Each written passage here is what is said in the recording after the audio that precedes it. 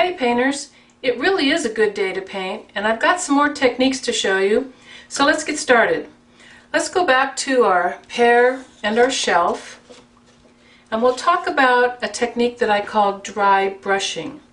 Dry brushing takes the place of the dry stippling that we did last time on the pear.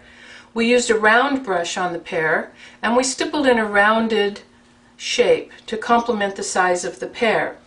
Then we smooshed the shelf to show how to smoosh on a linear object, and now I want to show you how to increase the color, enhance the color, add more color, like we did on the pear, on the shelf. We don't want to do it with a round brush and creating a rounded look because the pear is linear.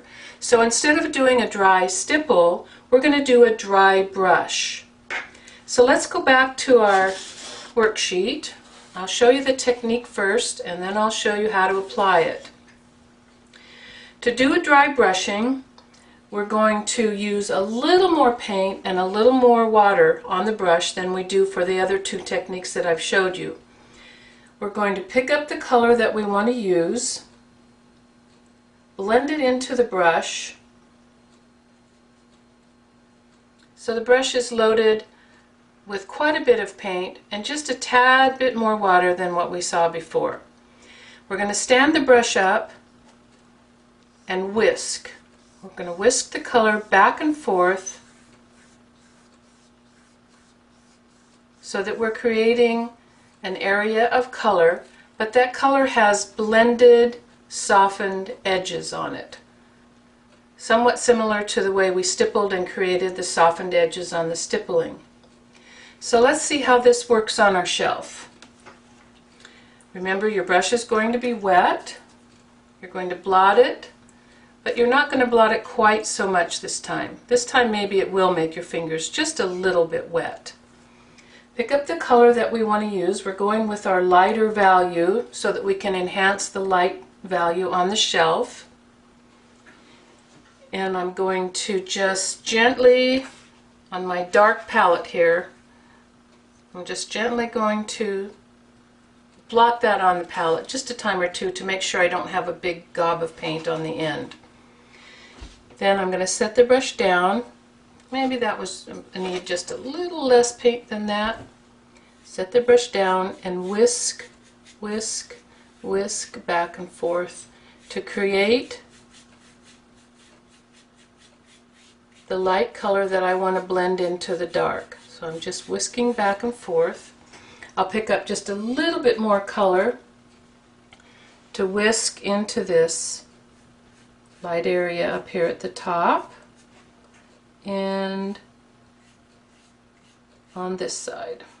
You'll notice that I erased the other pear on this piece. It was just a little bit too distracting. Okay, so now we've whisked the color on, which is the exact same idea as stippling the yellow on the pear, and when we dry stippled, then we finish that off with dry rubbing. So the dry brushing is also finished off with dry rubbing. So I've loaded up my brush with my color and I've blotted most of it off, and now I'm going to use my round brush and lay the brush down and just do a little dry rub to gently pull that color across into the darker value. The shape of your element determines whether you're going to do a dry stipple or whether you're going to do a dry brush. We dry stippled on the pear because it was round, we dry brushed on the shelf because it was linear. But both of those techniques are finished off with the dry rubbing. So let's talk again about dry rubbing so that we can fully understand what that is. Dry rubbing is done with a round brush. The brush is laying down. Now in the camera, a lot of times you can't see that I'm actually, it looks like the brush is more standing up. But if you'll check my fingers, they're far back on the handle and the brush is laying down, and I'm painting on the heel of the brush. I don't want to stand the brush up and do little swirls. I want to lay down and gently pull color where I want it. So I'll start out with a very, very, very dry brush. I'm going to load it up, stipple it into the brush on my palette, blot it off, and blot it off some more. So we're doing a very, very, very dry brush. Dry rubbing. It looks like I might have to use a different color to get that to show up for you. Let's try a different color. I'm loading my brush, blotting it, and blotting it a little bit more. Let's try this one. Nope, that one's not going to show up for you. Let's try this one. Okay, gotta go dark.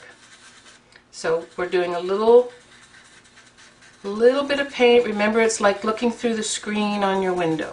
This is dry rubbing. It's done with the round brush on the heel of the brush is laying down, and we're using a little bit of pressure to create the color.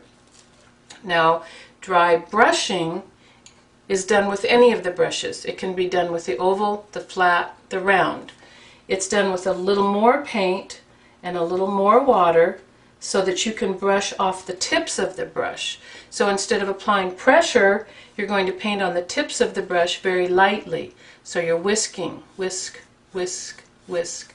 And what the action of this actually is the brush sits down kind of in the center and whisks to one side and whisks to the other side.